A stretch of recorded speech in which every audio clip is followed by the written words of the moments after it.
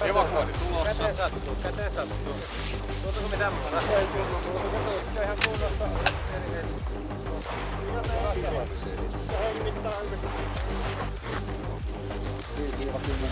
Viisi-10 minuuttia.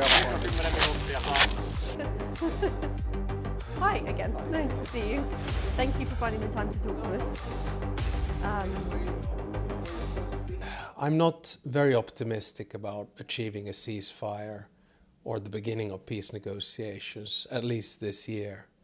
I mean, perhaps if we get something going by February, March, that would be good.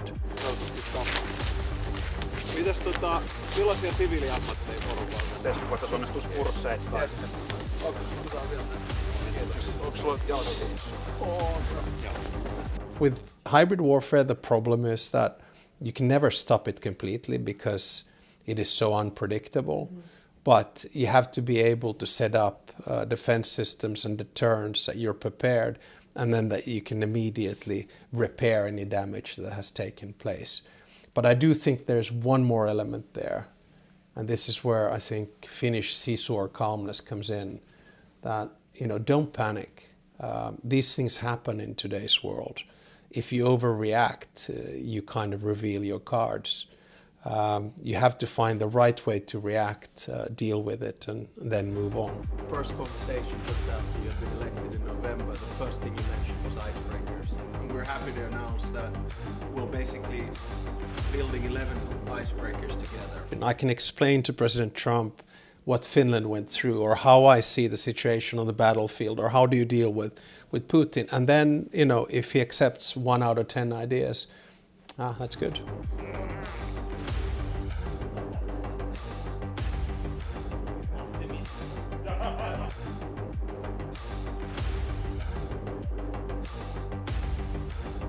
What we basically do is we give messages to the President of the United States. By we, I mean European leaders.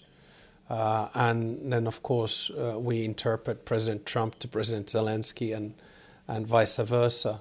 And I think it's probably best to have one contact point at this time, and that's Trump on the highest political level. But it is clear that the rest of us have then other types of relations which don't feed to the highest echelons of power in the Russian Federation.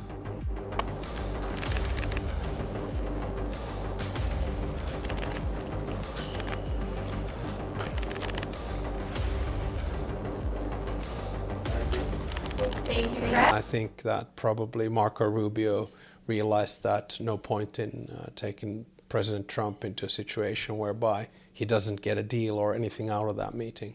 That was probably the reason that it got cancelled. I think it was yet another example of a strategic mistake by the Russians. They had an opportunity and they blew it.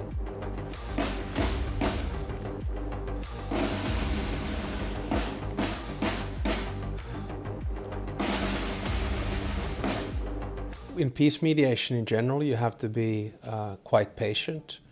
And you have to sort of live with the reality. So you can't have illusions about things that you would like to see happening. You can try to have an impact on them.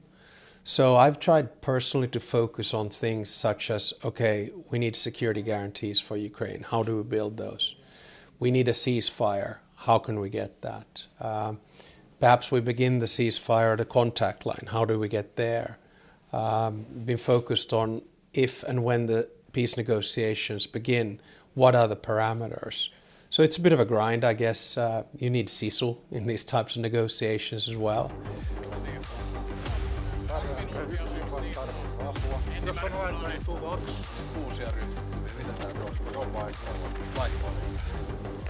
We can say that the line between war and peace has been blurred.